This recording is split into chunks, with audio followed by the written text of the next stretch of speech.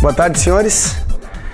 Para quem não lembra ou não me conhece, meu nome é José Rodrigo Donelis Vieira, sou professor aqui da Verbo Jurídico já há bastante tempo, sempre ministrando aulas de direito empresarial e especialmente agora também de consumidor.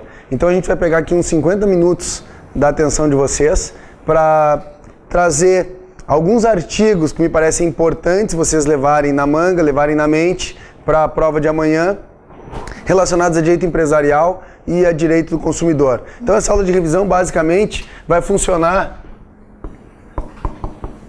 com base em artigos. Eu vou trazer para vocês alguns artigos, vocês leem e levem esses artigos para a prova de amanhã, porque eles podem e certamente serão bastante úteis para vocês. O primeiro que eu coloquei no quadro foi o artigo 50 do Código Civil.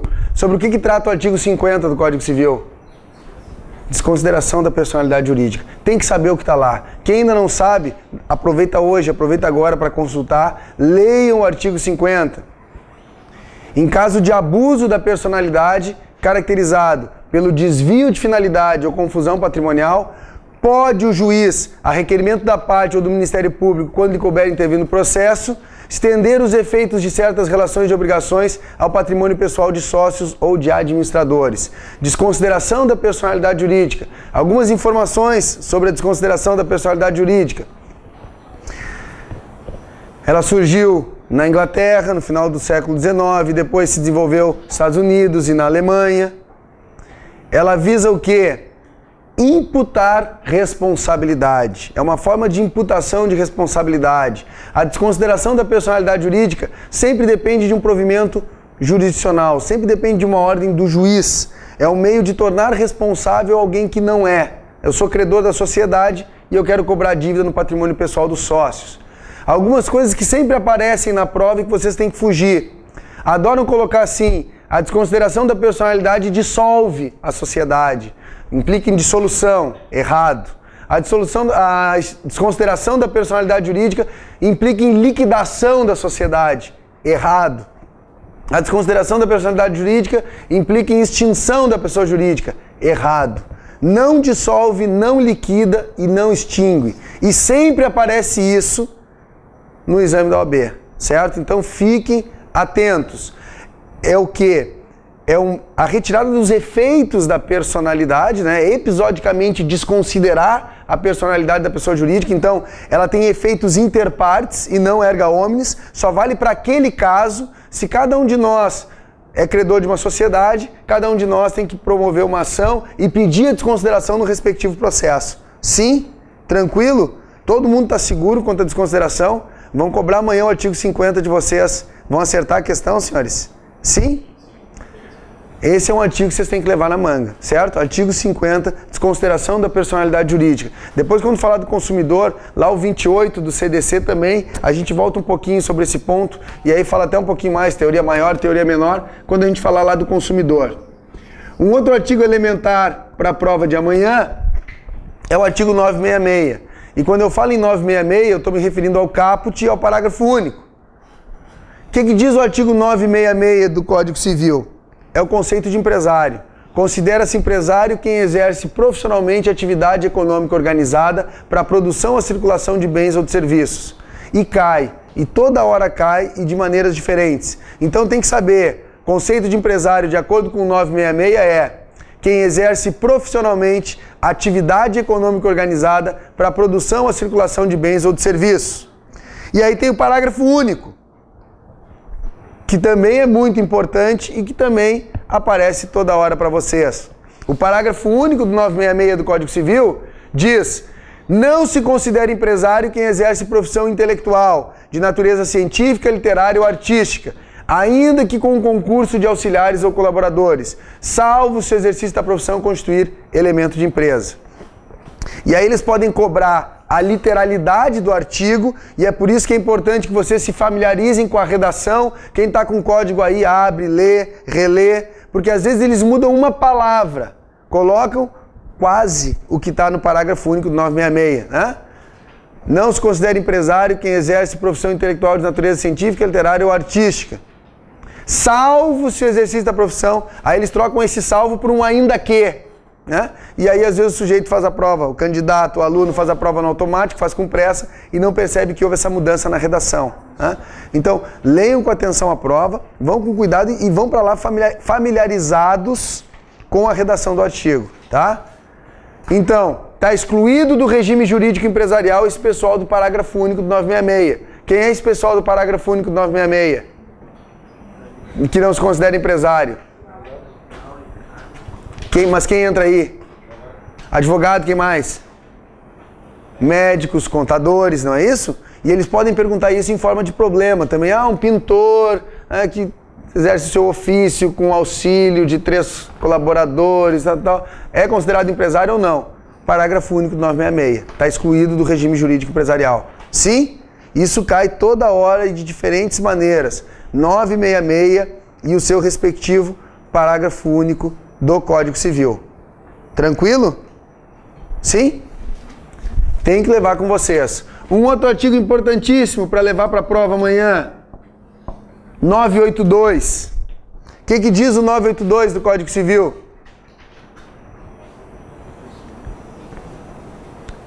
Considera-se empresária a sociedade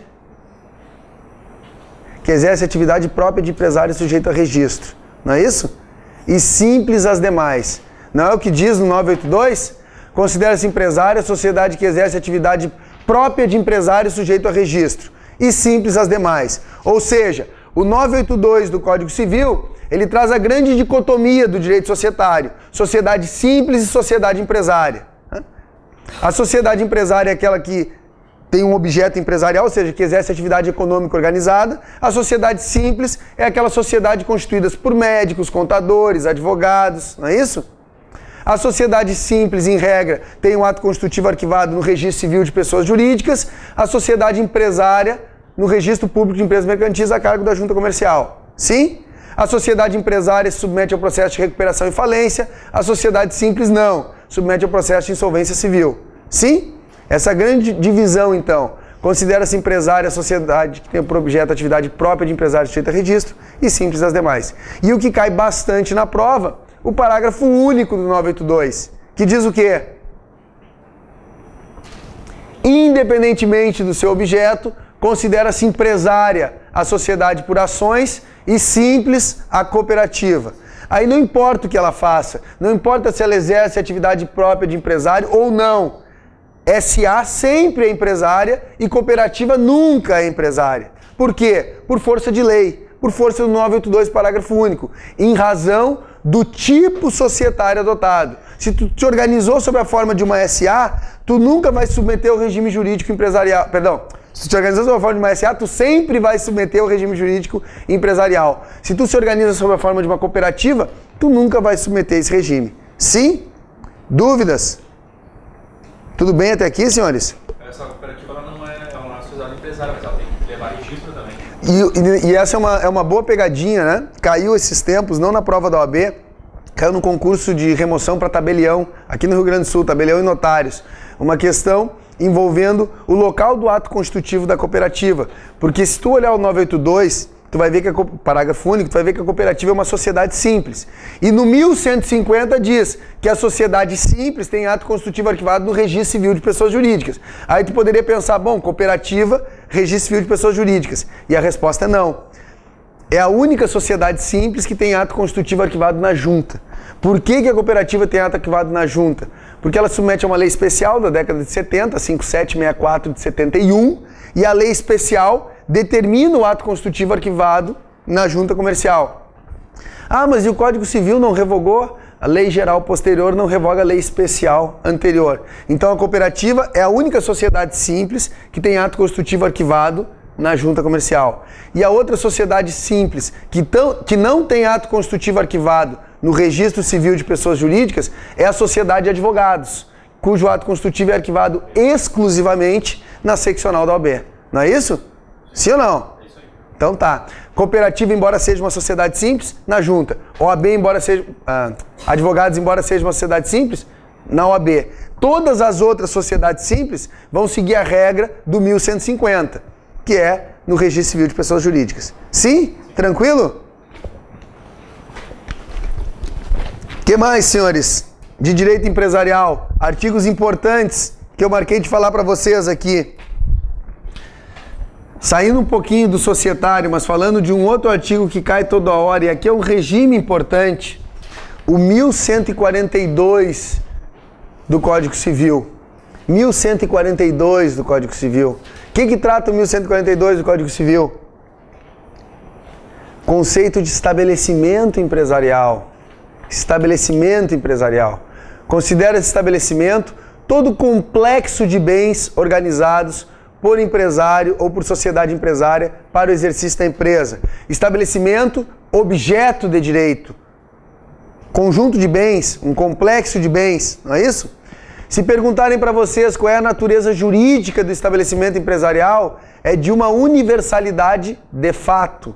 Tem a natureza jurídica de uma universalidade de fato, que é definida no artigo 90 do Código Civil. Considera-se universalidade de fato, ou constitui uma universalidade de fato, a pluralidade de bens singulares que, pertinentes à mesma pessoa, recebem destinação unitária. Então, o estabelecimento empresarial é um complexo de bens, um conjunto de bens, é um instrumento da atividade do empresário. Esse complexo de bens, ele é tratado como um todo unitário, né? Ele recebe uma destinação unitária, o que diz 90, né?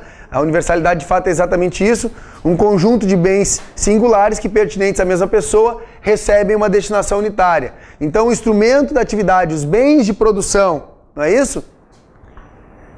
E aí a gente tem todo o regime de alienação desse estabelecimento traçado lá do 1143 até o 1149. E são algumas regras importantes que podem cair para vocês. Todo o regime de alienação, são poucos artigos, senhores, e tem caído cada vez mais, em concursos em geral, inclusive na OAB. Que regras que tem lá importante em relação ao estabelecimento empresarial? A do 1144 e do 1145, que estabelecem as condições de eficácia para a venda do estabelecimento. Não é isso que está lá? Condições de eficácia para a venda do estabelecimento, que está no 1144 e no 1145, e a gente pode colocar aqui como um apêndice, né? O 1144 e 1145.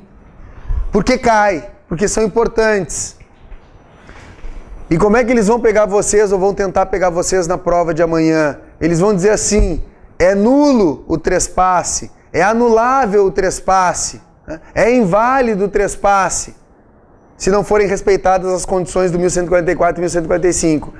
E fujam disso, porque está errado. Porque o 1144 e 1145, eles não tratam do plano da validade, eles tratam do plano da eficácia. Não vai surtir efeitos. Existe, é válido, mas não vai gerar efeitos. O 1144 e o 1145, eles estão relacionados à eficácia da alienação. Então, se perguntarem para vocês, é nulo o trespasse se não for arquivado ou averbado o contrato na junta? É nulo o trespasse ou é anulável o trespasse se não for publicado o contrato na imprensa oficial? Errado, né? Não vai surtir efeitos. É o que diz o 1144. A eficácia da alienação depende da averbação do contrato e da publicação na imprensa oficial. Não é isso? E o 1145 traz outras condições de eficácia, que aí são alternativas, né? A eficácia da alienação vai depender do pagamento de todos os credores ou do consentimento desses expresso ou tácitos após devidamente notificados, não é isso? Se ao alienante não restarem bens. Estão acompanhando, senhores? Conhecem o 1145 e o 1144? Condições de eficácia da alienação? Levem amanhã com vocês. E uma outra regra importantíssima sobre estabelecimento empresarial é o 1146, que trata da sucessão empresarial. Hoje em dia, o adquirente do estabelecimento herda as dívidas do alienante, desde que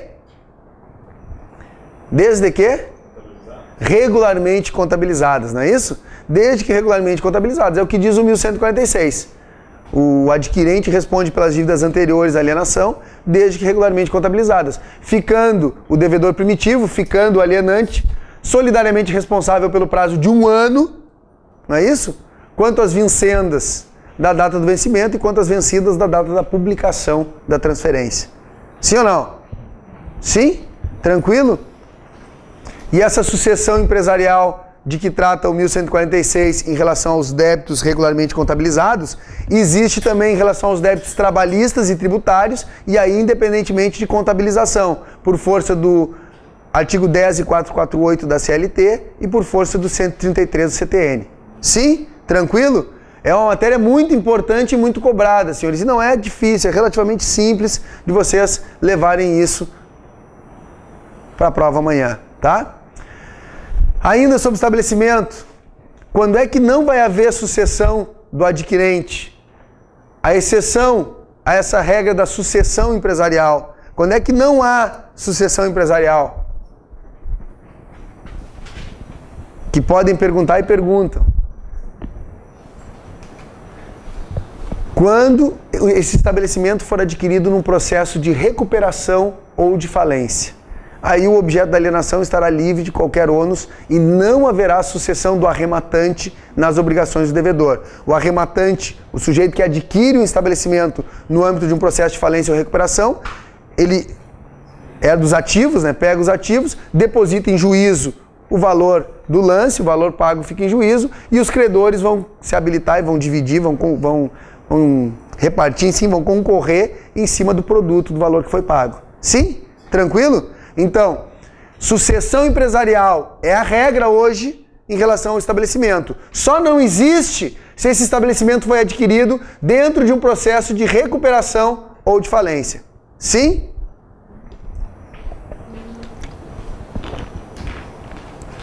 Estão acompanhando? Dúvidas, perguntas? Muito rápido, muito devagar? Tá bem? Tá bem? São informações importantes, senhores, que é bom vocês levarem assim, ficar bem fresquinho, todo mundo tem que saber levar isso organizado, porque vão se deparar com questões relacionadas a isso, tá? Que outros artigos importantes de empresarial? E eu já vou quase sair do societário. Eu trouxe 2 artigos mais de societário e depois eu quero falar sobre falências e também alguns artigos importantes. 2 artigos dos mais cobrados, reiteradas vezes cobrados, o 1055, que trata da sociedade limitada, é um artigo específico da limitada, e ora se cobra o caput, ora se cobra o parágrafo 1º, ora se cobra o parágrafo 2º do 1055. O 1055, caput, fala do valor das cotas, que o capital social é dividido em cotas, de valor igual ou desigual, sendo atribuída uma ou mais aos sócios. Né? É uma regra tranquila, mas às vezes aparece. As cotas podem ter valor desigual? Podem, está lá no caput do 1055. Né?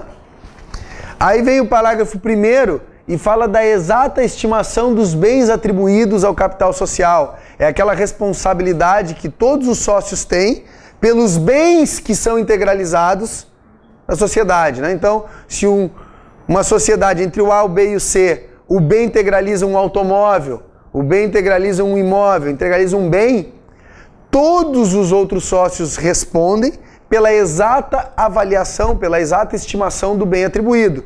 Se esse bem estiver superavaliado, estiver fora do valor que ele realmente vale, os demais sócios vão ser obrigados a completar o valor faltante. Então eu integralizo um Fusca, que vale 10 mil reais, eu digo que ele vale 50. Opa, não pode integralizar por 50 mil esse carro, né? Os outros sócios são responsáveis pelo 40 mil faltantes, né? Pela superavaliação que foi feita. É o que diz o parágrafo 1º do 1055. Pela exata estimação dos bens conferidos ao capital social, respondem solidariamente todos os sócios pelo prazo de contado do registro? Do registro, é isso? Do registro da sociedade. É uma regra que às vezes aparece e pode aparecer para vocês. E o segundo parágrafo do 1055 também aparece no exame, também aparece na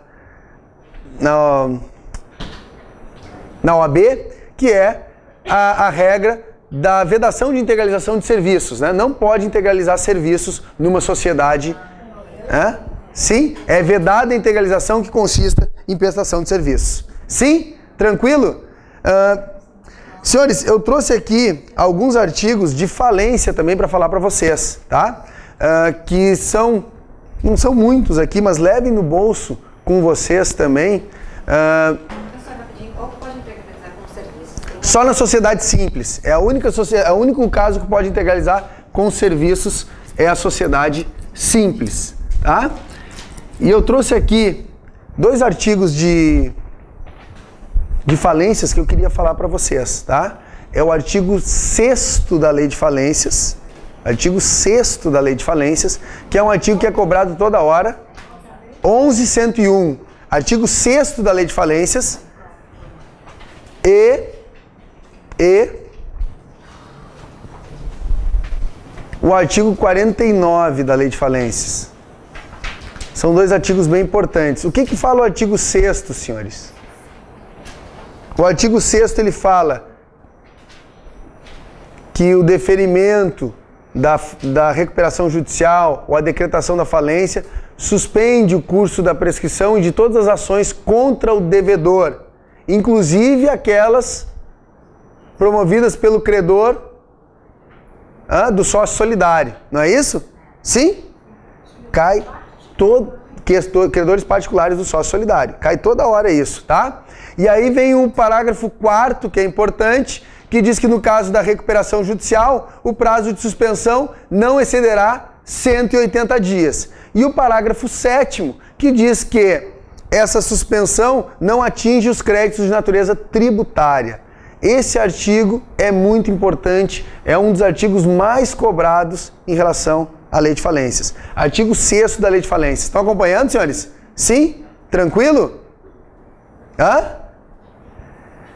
Esse artigo 6º é importante. Tem aquele artigo 3º que fala do principal estabelecimento do devedor como juízo competente para conhecer do pedido de falência ou de recuperação judicial. Não é isso? Sim? Principal estabelecimento do devedor, ou da filial de empresa domiciliada no exterior. Sim? E um outro artigo importante que cai toda hora é o artigo 49 da Lei de Falências. Artigo 49 da Lei de Falências, que fala que... Aí é um artigo específico da recuperação, né? Eu falo Lei de Falência, mas é um artigo específico do processo de recuperação que fala que todos os créditos, todos os créditos existentes na data do pedido, ainda que não vencidos, submetem-se à recuperação judicial. Embora tenha exceção a essa regra no próprio parágrafo 3º e no próprio parágrafo 4º. Sim? Tranquilo? Todo mundo conhece essas situações que eu falei para vocês? E um último artigo, daí eu não vou ler, mas recomendo enfaticamente a leitura para vocês, é aquele que fala da ordem de pagamento na falência. Na verdade, a ordem de classificação do artigo 83. Todo mundo conhece? Artigo 83, ordem de classificação.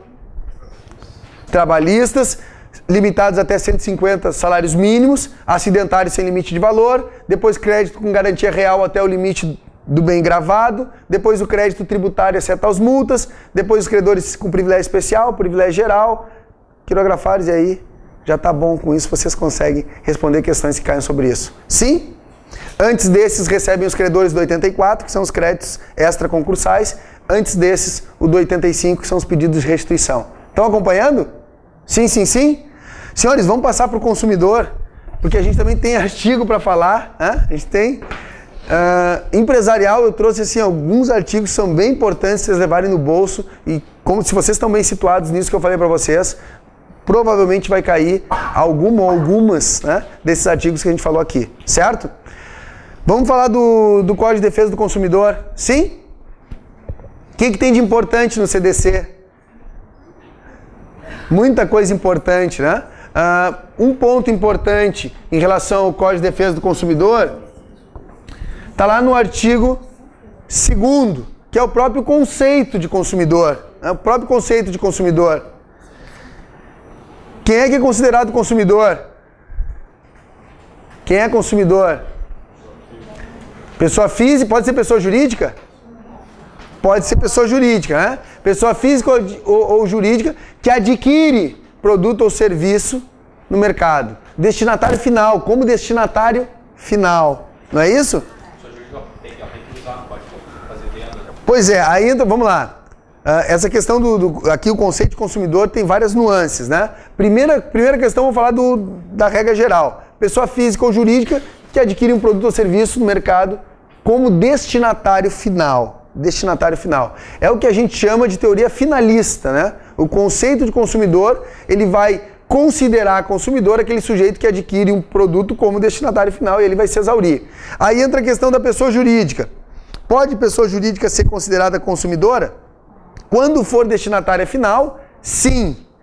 E mesmo quando não for, eventualmente o STJ coloca algumas situações onde há a chamada vulnerabilidade técnica, econômica, informacional, às vezes numa relação entre duas pessoas jurídicas, mas um é um fornecedor, né, de grande porte e outro é uma pequena pessoa jurídica, há uma situação de vulnerabilidade informacional, técnica, jurídica, econômica. O STJ reconhece como consumidor, excepcionalmente, mesmo quando o sujeito não é destinatário final, se estiver presente essa vulnerabilidade, certo?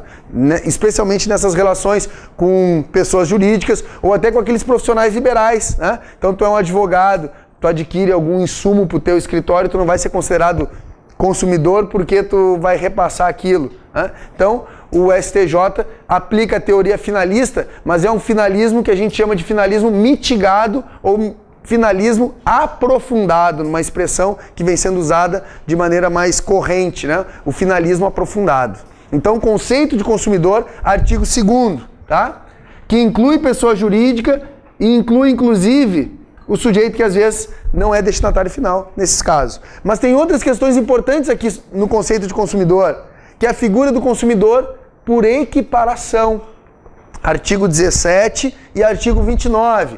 Aquele sujeito que mesmo, artigo 17 e artigo 29, mesmo não tendo adquirido no mercado um produto ou um serviço, ele foi vítima de um acidente de consumo. Exemplo clássico, o cara estava do lado até de fora do shopping e caiu, voou um pedaço, estilhaço, atingiu, ou recebeu uma turbina de avião, ele estava em terra firme e o avião caiu em cima da casa, caiu em cima do sujeito.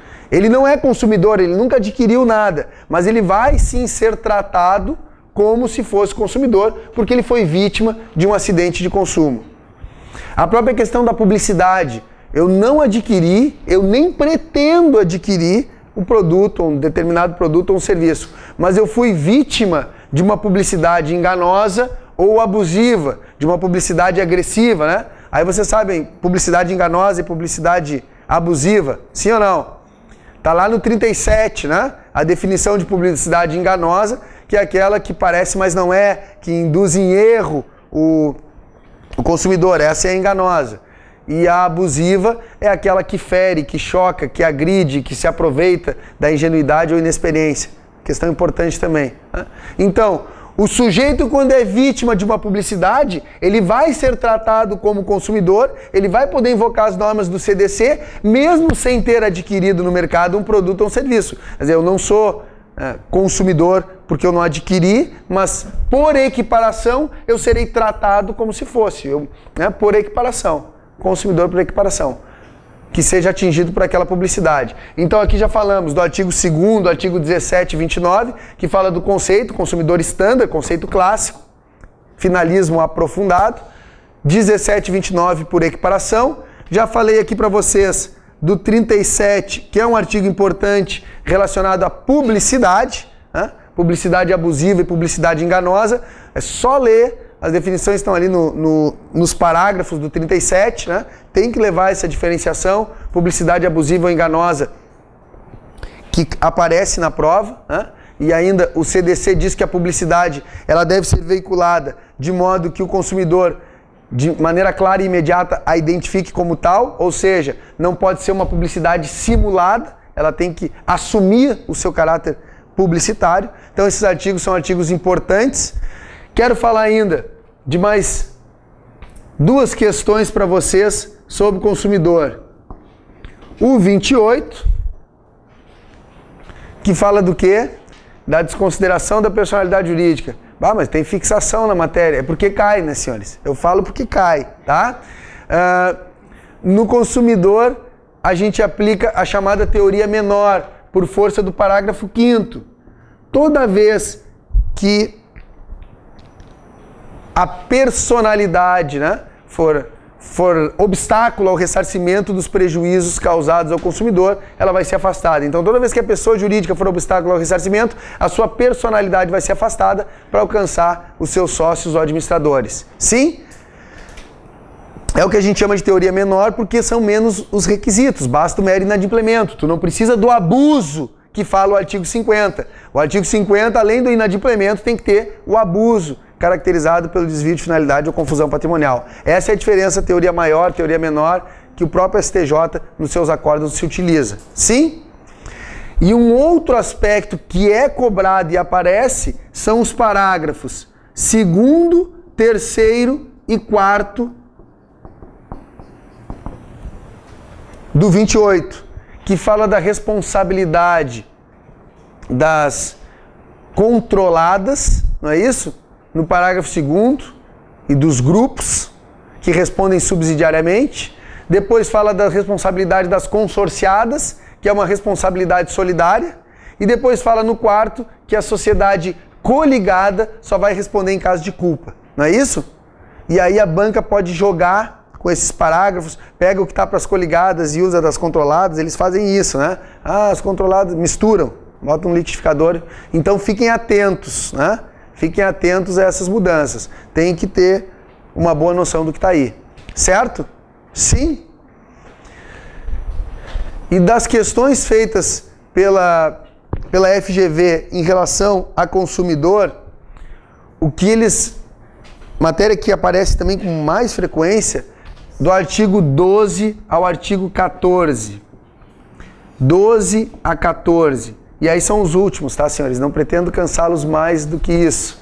Que fala do defeito do produto, responsabilidade por defeito. Se vocês puderem emendar e pegar a parte do vício ali também, que é do 18 até o 20, vai até o 25, mas não precisa, vai até o 20, 21 ali já tá.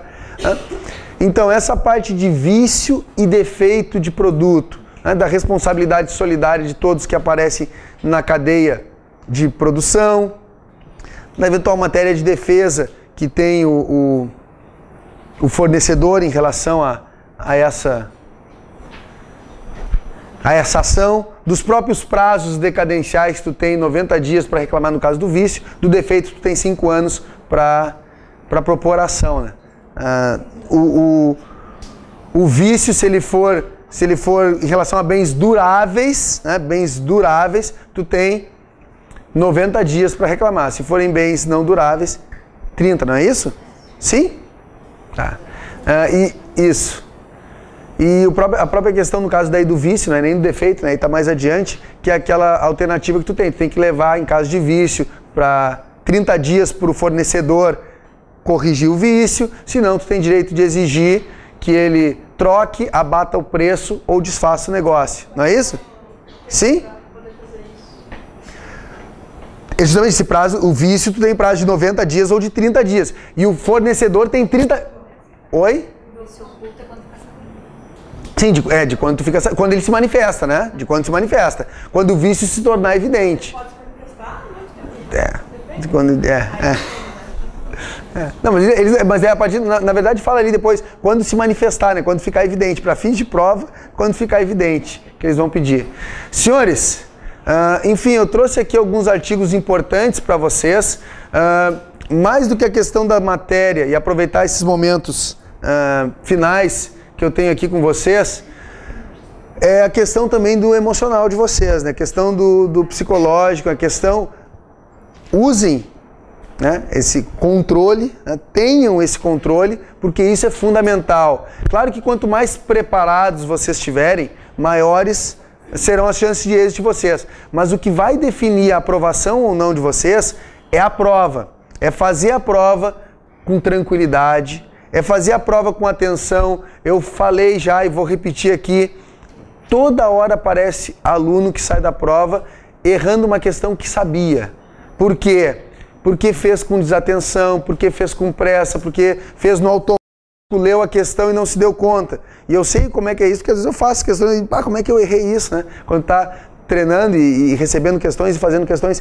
Então façam com concentração a prova, façam atentos, leiam efetivamente, né? Leiam.